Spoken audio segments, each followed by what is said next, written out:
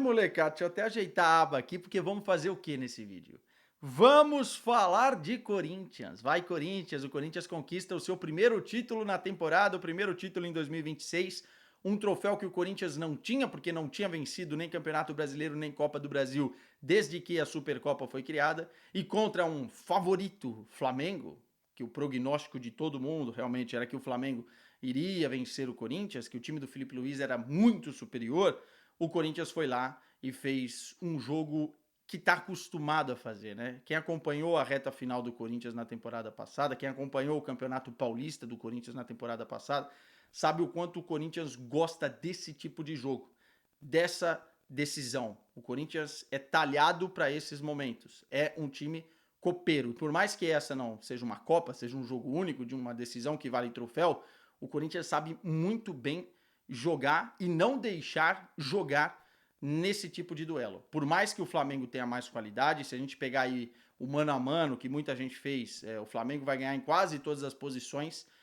O time do Corinthians, estrategicamente, é feito para esse tipo de jogo, até porque o Corinthians tem algumas nuances que, enfim, decidem campeonatos, decidem copas. É muito difícil a gente projetar o Corinthians brigando, por exemplo, no Campeonato Brasileiro. Eu não me iludo nesse sentido. Acho que o Corinthians vai ter dificuldades no Campeonato Brasileiro, o campeonato de pontos corridos, um campeonato em que muitas vezes essa equipe que já escolheu o jogo no passado não vai escolher algumas partidas, vai deixar pontos pelo caminho. Agora, quando o assunto é Copa, e aí projetando uma Libertadores, é um título muito importante para pegar impulso e também motivar os caras realmente para a conquista. Tem muita coisa para a gente falar aqui, mas a primeira parada que eu não posso esquecer é elogiar a torcida do Corinthians, né? A reunião das torcidas organizadas que mais uma vez espetacularmente atravessou parte do país, saiu de São Paulo para fazer uma festa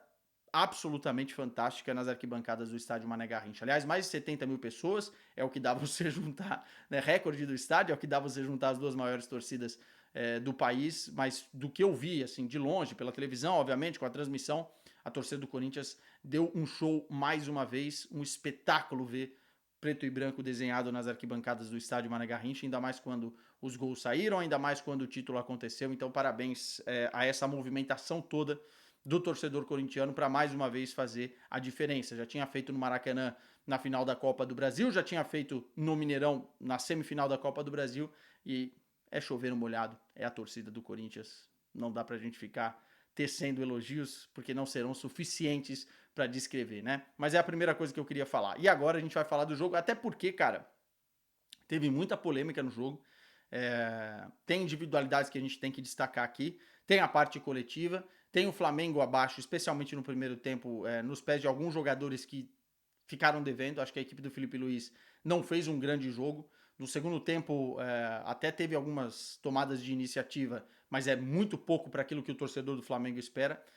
E o Corinthians, obviamente, soube se aproveitar de ter a vantagem. Vantagem essa no placar e uma vantagem numérica a nível da expulsão do Carrascal no final do primeiro tempo. A gente vai falar dela também. Então chegou, deixou o like, ó, a plaquinha dos 100 mil já tá ali, boné do Corinthians também já foi adquirido. E agora, comentários, inscrição é o que eu quero de vocês, tá? Bora lá. Primeiro falar do Corinthians, eu acho que o Corinthians entrou com uma estratégia muito clara, né? Entrou com 3 homens de meio campo que eu não estava espera, eu achava que o Carrilho não iria jogar logo de início, achei que seria o Matheus, mas o Carrilho entrou e jogou muito bem. Aliás, os 3 homens de meio campo jogaram muito bem, tá? O Bidon um pouco mais adiantado, outra grande partida do Bidon, mas para mim ele não foi o melhor do meio campo. E o André fez um jogo, olha que eu vou falar para vocês, como é que tira esse moleque do time agora, hein? Eu já projetava no André, pela capacidade física dele, pelo controle de bola, pela intensidade que ele coloca nesse meio campo, como um potencial titular do Corinthians. Mas eu acho que ele está queimando etapas. O André hoje é um jogador que dificilmente você consegue tirar, porque ele vai te entregar algo que vai além da qualidade com a bola. Ele vai te entregar um meio campo combativo que é capaz de atrapalhar muito equipes com um poderio ofensivo maior, como é o caso do Flamengo. Assim. A quantidade de vezes que o André conseguiu ganhar na força, nos duelos contra os adversários, né? Ele ganhou mais da metade dos duelos que ele participou no meio-campo. Ele teve uma taxa de acerto de passe depois de recuperar a bola, e o Corinthians no primeiro tempo mordeu, né? Mordeu lá em cima, subiu as linhas, mordeu no meio-campo, né? Um time que perdia a bola e queria recuperar, e isso é muito, muito importante hoje em dia no futebol. E o André fez isso com uma capacidade física impressionante, tá? Para mim foi o melhor do meio-campo do Corinthians. Eu sei que o Bidon é o mais badalado, e a gente sempre vai ter que falar do Bidon pela qualidade que ele tem, e fez alguns lances ali realmente de muita qualidade, conseguiu esconder a bola muitas vezes, era o cara que municiava também a parte da frente do Corinthians, mas o André, cara, teve uma taxa de porcentagem de acerto de passe na casa dos 95%. É um jogador muito, muito forte e que está assumindo essa titularidade. Hoje, para mim, é titular do Corinthians, os outros vão ter que correr, jogadores que brigam com ele, né, pela posição, ali numa segunda, entre aspas, volância, porque o André fez um partidaço. O Corinthians teve uma proposta no primeiro tempo de tentar recuperar a bola do Flamengo, atrair a marcação numa linha de 3 defensiva, com o Ranielli caindo para ser o zagueiro ou no meio dos dois zagueiros ou pela direita, e o Flamengo subia a linha para tentar roubar essa bola e o Corinthians quebrava na bola longa. Era um exagero de bola longa? Sim, até porque o Corinthians não tem um jogador lá na frente para matar na caixa e conseguir segurar um pouco para a passada dos meio-campistas ou de outros jogadores de velocidade, os laterais e tal. Mas deu certo, porque nas costas da defesa havia um espaço muito grande em que o Yuri Alberto estava conseguindo correr, em que o Memphis também estava conseguindo correr, gerar oportunidades, em que o Bidon surgia entre a linha de defesa e a linha do meio campo para criar oportunidades. Então o Corinthians atraía a marcação do Flamengo, quebrava na bola longa, e eu acho que isso foi fundamental para que o Corinthians fosse agressivo na primeira etapa, né? Tem o primeiro lance do jogo de perigo do Corinthians, que é exatamente isso, né? Atrai, bola longa no Yuri, ele vai para a linha de fundo, cruza, e o Memphis quase entra de carrinho e faz o gol, né? O Flamengo também teve suas oportunidades do primeiro tempo, acho que na bola parada o Matheus Bidu salvou ali uma bola, um outro chute de longa distância do Carrascal. O Corinthians estava protegendo um pouquinho mal a intermediária, né? Para proteger chutes de fora da área, que o Flamengo tem qualidade suficiente para isso. Mas no final das contas eu gostei muito da intensidade, da estratégia e do que o Corinthians apresentou na primeira etapa, né? O gol do Corinthians, e aí um parêntese muito grande para o Gabriel Paulista, né? Era um gol que esse cara merecia. Merecia porque realmente ele tem um sentimento, e dá pra ver a cada fala dele, a cada coletiva dele, na apresentação dele, que ele realmente é muito corintiano. Ele poderia ter outras oportunidades e teve outras oportunidades e escolheu o Corinthians. E o gol, ele ganha uma relevância ainda maior porque é uma jogada estudada. E aí, às vezes, a gente critica muito o treinador por isso ou por aquilo, mas também tem que elogiar quando sai uma jogada trabalhada, ensaiada como saiu. O Corinthians é um time muito perigoso em bola aérea, porque tem um grandalhão lá que se posiciona muito bem, que ataca muito bem os espaços, que é o Gustavo Henrique, né? Um cara de 2 metros de altura. E a bola foi caprichosamente e trabalhada, treinada, para ser jogada do Mateuzinho daquele jeito, para ser centrada na área pelo Gustavo. E aí tinha 2 ou 3 jogadores do Corinthians, o Gabriel Paulista acabou batendo e fazendo o gol. Tava destinado esse gol pro Gabriel, né? Falou que queria fazer o gol pro irmão na coletiva de imprensa de apresentação e comemorou demais, assim. O Gabriel fez um partidaço, tá?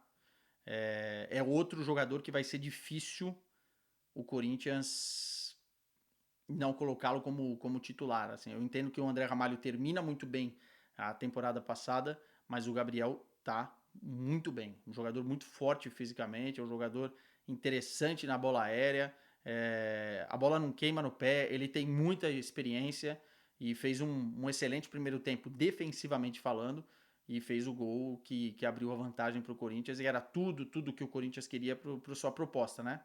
Era continuar atraindo o Flamengo e agora na bola longa, ainda mais na velocidade, no contra-ataque, tentar matar o jogo.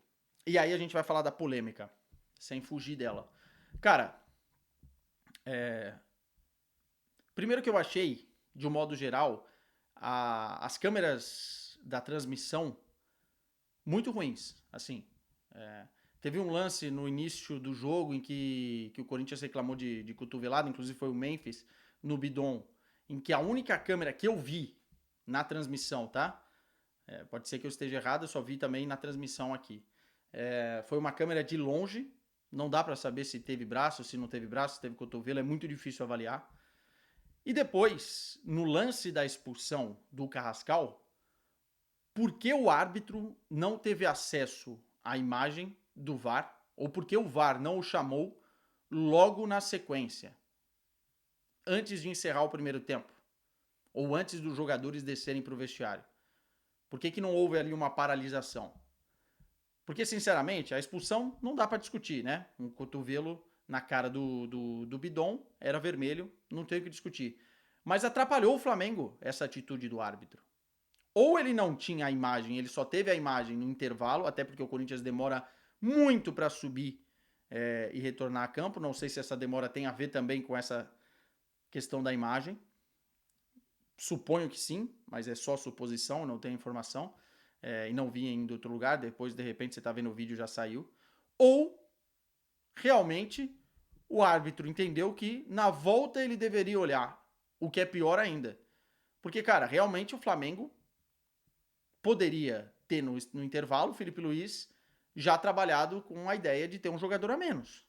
E o Flamengo não teve esse tempo. Sinceramente, eu tive jornalistas que estavam vendo o jogo aqui, meus colegas portugueses, mandando mensagem falando que bizarrice é essa? Eu nunca vi uma coisa dessa. E também foi a primeira vez que eu vi o VAR não atuar logo no lance, esperar um intervalo todo para aí sim atuar. Tá na regra que em lances de agressão o árbitro pode ver a hora que tiver o acesso, né? Enfim, não foi uma coisa contra a regra, mas não deixa de ser muito estranho, muito ruim pro espetáculo, muito ruim pro Flamengo, enfim, muito ruim até pro Corinthians, que poderia também pensar numa estratégia sabendo que tinha um homem a mais no segundo tempo. Então, assim, eu achei já por aí uma arbitragem confusa, depois ele tentou compensar em alguns lances, enfim, não deixou de dar amarelo aqui, deu amarelo ali. Eu não gostei da arbitragem como um todo, mas esse lance, para mim, a forma com que as coisas aconteceram foi extremamente bizarra, tá? Primeira vez que eu vi. Se alguém tiver informação de outra vez que aconteceu, deixa aqui nos comentários que eu vou correr atrás para ver, mas foi a primeira vez que eu vi. Quando volta do intervalo, com tudo isso acontecendo, eu acho que o Felipe Luiz demora para mexer na equipe, porque tinha algumas peças que não estavam funcionando. O Carrascal já não estava bem no jogo. O Arrascaeta não fez um bom jogo. O Plata não fez um bom jogo. O Pedro não fez um bom jogo. Demorou para ele mexer em algumas peças. O Pulgar, esse sim, fez um bom jogo naquela proposta que inclusive, até na questão de decisão, né? Na forma com que ele se impõe, na forma com que ele irrita o adversário, enfim. Mas acho que o Felipe Luiz demorou para tomar algumas decisões, pode ter havido, pode ter também ter sido influenciado com essa parada aí, e ser pego de surpresa com a expulsão logo no início do segundo tempo. Mas quando volta com a expulsão, eu já tinha a impressão de que o Corinthians não conseguiria aproveitar a superioridade numérica para tomar conta do jogo, para controlar as ações, para ter mais posse de bola, para conseguir ter posse de bola ofensiva e não ficar tocando bola lá atrás perigosa, porque o Flamengo ia subir as linhas para tentar roubar e tentar empatar a partida. Já era expectável para quem acompanha o Corinthians, porque o Corinthians não consegue dominar o jogo. O Corinthians, quando tem a vantagem numérica ou quando tem a bola, não consegue ser o dono da partida. E isso em qualquer jogo, tá? Seja contra o Flamengo ou seja contra outras equipes. O Corinthians gosta de jogar sem a bola.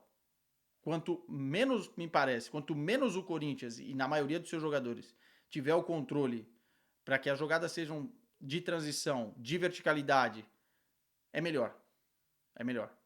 O Corinthians com a bola, às vezes, é um perigo, porque essa circulação é mal feita, porque o Corinthians não consegue cravar um passe no meio, porque o Bidon pega muitas vezes, pega muito poucas vezes na bola, o Bidon tem que pegar muito mais vezes na bola do que ele pega, mas isso também é um erro do próprio Breno Bidon, que às vezes não vem colher essa bola atrás, o meio-campo às vezes não ajuda ele também.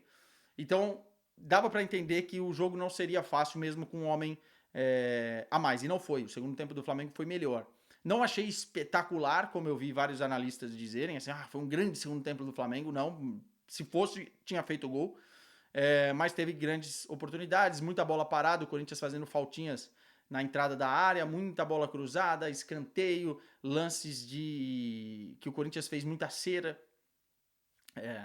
E aí que eu digo quando a palavra copeiro é um pouco com isso, né? O Corinthians se especializou desde o Campeonato Paulista da temporada passada a tentar gerir os tempos dessa forma quando tem uma vantagem, né? E aí, cara, teve alguns lances que o Corinthians poderia ter sofrido, especialmente na bola parada. Entre o Paquetá, né, naquele frisson da maior contratação em termos financeiros do futebol brasileiro, o Paquetá entra bem. Não achei que ele entrou abaixo, um nível abaixo. Acho que ele deu ali uma outra condição, uma linha de passe, acertou um outro passe. Mas também não foi, e acho que é natural não ser o dono do jogo, arrebentar, tá chegando agora, tá entendendo as dinâmicas do time, enfim, não esperava muito mais do que isso. Agora, fica marcado um lance emblemático, que ele dentro da pequena área, numa bola alçada, que o Corinthians deu oportunidade mais uma vez, perdeu o gol que perdeu, né? Perdeu um gol incrível e fica marcado, né? Era um gol que, entre aspas, fácil de fazer, porque ele faz o mais difícil, ele domina e a bola cai no jeito para ele bater, só que ele pega muito embaixo da bola.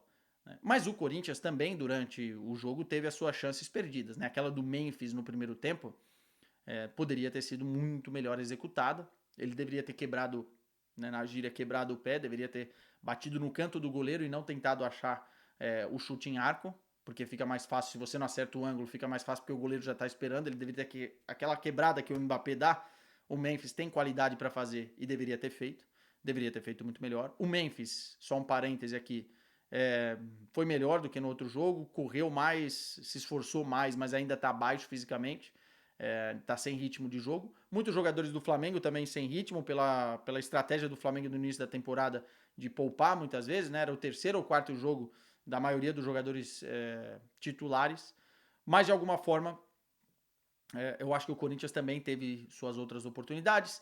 Teve o gol anulado no segundo tempo, que também não traçou linha, foi muito rápido, tudo muito rápido, né? Não sei por que o árbitro não esperou um pouco para ver. Eu acho que até estava impedido, mas não vi linha traçada na transmissão desse lance. Por isso que eu falei coisas estranhas, muito estranhas durante todo o processo. E daí o Corinthians termina, depois desse lance do Paquetá, fazendo o segundo gol, né? Um segundo gol do Yuri merecido, cara. O que o Yuri correu, o que o Yuri batalhou, o que o Yuri se esforçou, né? Ele merecia terminar essa Supercopa com esse gol. Belíssimo gol, um lençol em progressão no Rossi, uma cabeçada e uma comemoração que ainda, porque a bandeira levantou, foi cortada ao meio, mas emociona bastante o torcedor corintiano por essa ligação que o torcedor do Corinthians tem com o Yuri. E aí é preciso a gente entender uma coisa sobre o Yuri Alberto, cara. Ou o torcedor abraça de vez a loucura que é gostar do Yuri Alberto, porque ao mesmo tempo que ele vai perder gols incríveis, como ele perdeu, meteu bola na trave no segundo tempo, ou o torcedor admite criticá-lo, muitas vezes. Eu prefiro abraçar a loucura. Ele já se tornou um personagem folclórico da torcida do Corinthians. Os números são espetaculares a nível da sua trajetória, maiores inclusive que muitos ídolos da história do Corinthians. As conquistas já começam a acontecer, Campeonato Paulista, Copa do Brasil e agora a Supercopa. E no final das contas, cara, o que o torcedor do Corinthians mais pede dos seus jogadores? É entrega, é raça, é luta, é vontade. mais do que a parte técnica. Sempre foi assim. Sempre foi assim. E o Yuri entrega tudo isso. E entrega também uma pitada de entretenimento, que eu acho que ele vai conseguir entregar sempre, né? Nos lances mais fáceis, muitas vezes ele vai errar, nos mais difíceis ele vai fazer e segue essa metamorfose ambulante de jogador que é o craque bagre folclórico do Corinthians. Mas bonito vê-lo chorar depois da conquista, comemorar da forma que comemorou. Bonito ver também o Dorival comemorando da forma que comemorou. E acho muito justo, não é uma comemoração exagerada, porque o Flamengo hoje tem uma capacidade financeira, uma capacidade de organização, uma capacidade de montar a equipe, um excelente treinador, e bater esses caras não vai ser fácil durante toda a temporada. E começar com o título em cima deles tem que ser valorizado, porque hoje o Flamengo é o time mais estruturado do Brasil e o Corinthians talvez seja o mais copeiro do Brasil. Meus caros, boa noite para vocês. Moderem a comemoração aí, né? Moderação ou não. Tchau.